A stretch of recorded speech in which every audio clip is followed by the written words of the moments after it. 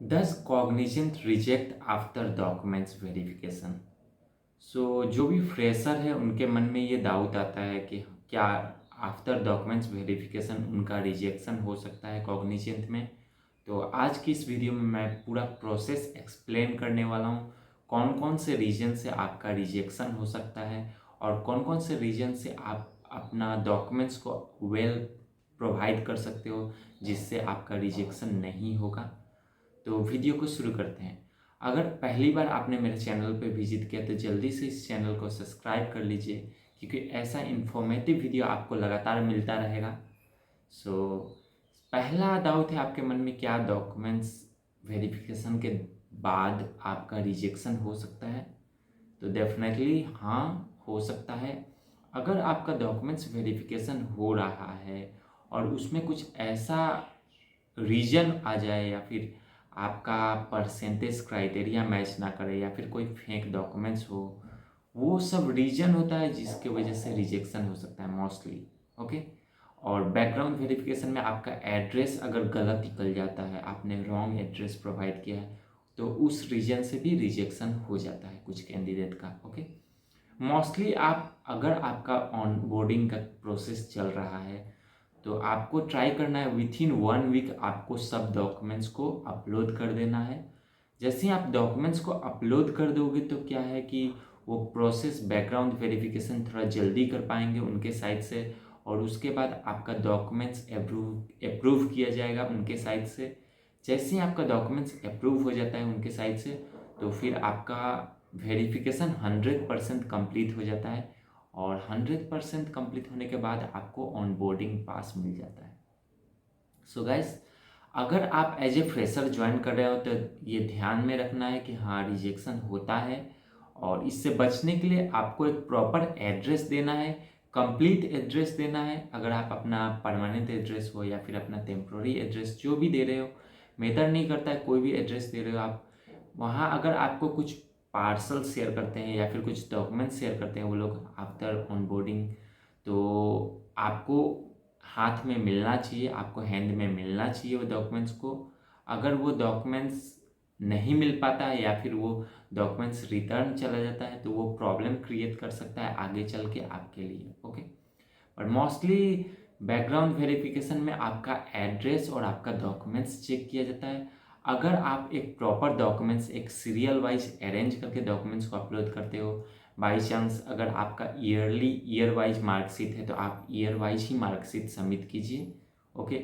अगर कोई डॉक्यूमेंट्स का आपके पास हार्ड कॉपी नहीं है तो उस केस में आप क्या कर सकते हो, सॉफ्ट कॉपी को अपने कॉलेज अथॉरिटी से या फिर अपने कॉलेज प्रिंसिपल से अटेस्टेड करा के आप फिर अपलोड कर सकते हो। अगर कोई डॉक्यूमेंट्स आपका मिसिंग है, जैसे कि आपका जो पीडीसी हो गया या फिर आपका डिग्री सर्टिफिकेट हो गया, अगर ऐसा कुछ डॉक्यूमेंट्स आपका मिसिंग है तो वो लोग आपको 120 डेज या फिर 3 to 4 मंथ का टाइम प्रोवाइड करेंगे। उस टाइम के दौरान आपको वो डॉक्यूमेंट्स को उनको प्रोवाइड करना होता है। उससे ये श्योर हो जाता है कि हाँ, आपका डिग्री कंप्लीट हो चुका है, आपने कोई मिस्टेक नहीं किया है, ना ही आपका कोई बैकलॉग है, उस रीजन से आपको वो डिग्री मिला है। ओके। तो वो केस से आपका रिजेक्शन नहीं होगा आगे चल के। ओके। क्योंकि मोस्टली क्या होता है कि आफ्टर ऑनबोर्डिंग पर्सन एश्योर हो जाता है कि अब उसका रिजेक्शन नहीं होने वाला है क्योंकि उसका डॉक्यूमेंट्स वेरिफिकेशन हो चुका है। पर मैं आपको बता दूं, अगर आप डिटेल में इस पे जाओगे तो आपका डॉक्यूमेंट्स वहाँ 100% कंप्लीट नहीं दिखाता है जब तक कि आप अपना आपका पीडीसी है, प्रोविजनल डिग्री सर्टिफिकेट, वो जब तक आप सबमिट नहीं कर देते हो। ओके। साथ ही साथ हो सकता है आपको कोर्ट एफिडेविट भी सबमिट करना हो पड़ सकता है अगर आपका कोई डॉक्यूमेंट्स मिसिंग है तो।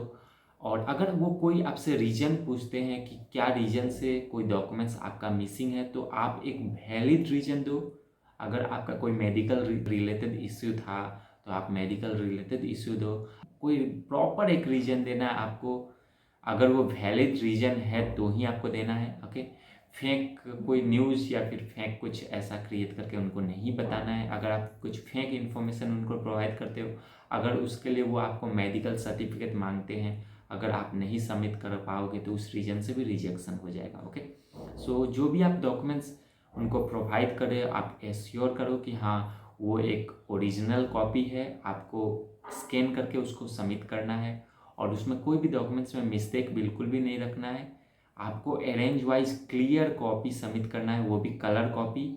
और जैसे ही आप ये सब डॉक्यूमेंट्स उनको प्रोवाइड करोगे, अगर वो कोई डॉक्यूमेंट्स और भी रिक्वेस्ट करते हैं उनके साइड से कि ये डॉक्यूमेंट्स मिसिंग है, आप हमको ये डॉक्यूमेंट्स प्रोवाइड करो, तो अगर आपके पास वो डॉक्यूमेंट्स नहीं होता है तो आप उनसे रिक्वेस्ट कर सकते हो टाइम के लिए कि अभी तक मुझे ये डॉक्यूमेंट्स रिसीव नहीं हुआ है, तो आप मुझे इतना टाइम दो, मैं आपको इतने देर में डॉक्यूमेंट्स ये सबमिट कर दूंगा। तो उस रीजन से आपका रिजेक्शन बिल्कुल भी नहीं होगा, आपको डरने की कोई बात नहीं है, आपका वेरिफिकेशन कंप्लीट हो जाएगा। नॉट 100% बट अराउंड 80% कंप्लीट हो सकता है। और जैसे ही आपका 80% कंप्लीट हो जाता है और आपका जो दिए हुए डॉक्यूमेंट्स अप्रूव हो जाता है, तो उसके बाद आपका बैकग्राउंड वेरिफिकेशन कंप्लीट होने के बाद आपको ऑनबोर्डिंग पास मिल जाएगा। पर सियोरिटी नहीं है कि हाँ हर किसी को ऑनबोर्डिंग पास मिल ही जाएगा। अगर किसी का वैलिड रीजन नहीं होता है तो उस केस में वो पर्सन रिजेक्ट हो सकता है। ओके, सो आपको सियोरिटी के साथ कोई भी डॉक्यूमेंट सबमिट करना है जिससे आपका रिजेक्शन ना हो, क्योंकि रिजेक्शन होने का मतलब क्या हुआ कि आपका डॉक्यूमेंट्स में कुछ कमी है या फिर कुछ डॉक्यूमेंट्स मिसिंग है, उस रीजन से आपका डॉक्यूमेंट्स रिजेक्ट हो रहा है या फिर कुछ आपने मिस्टेक्स किया है। सो जो भी डॉक्यूमेंट्स आप सबमिट कर रहे हो वो एक वैलिड डॉक्यूमेंट्स होना चाहिए, आपका ओरिजिनल कॉपी का ही स्कैन कॉपी आपको सबमिट करना है।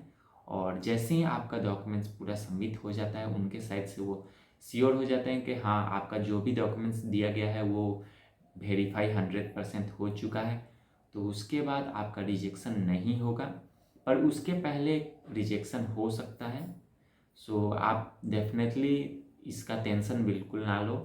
जो भी डॉक्यूमेंट्स सबमिट कर रहे हो उसका एक प्रॉपर कमेंट बॉक्स होता है, उसमें आप एक्सप्लेन कर सकते हो क्या रीजन से आपका वो डॉक्यूमेंट्स अवेलेबल नहीं है आपके पास, और आपको कितना टाइम चाहिए जिस टाइम में आप वो डॉक्यूमेंट सबमिट कर दोगे। ओके, क्योंकि बहुत सारे वो जब तक कंफर्म नहीं हो जाते हैं कि ये डॉक्यूमेंट्स मिसिंग है या फिर कौन सा डॉक्यूमेंट्स मिसिंग है, तब तक वो लोग आपसे ट्राई करते हैं और भी डॉक्यूमेंट्स कलेक्ट करने का। ओके, चाहे वो मार्कशीट के रिलेटेड हो या फिर आपका पीडीसी के रिलेटेड हो।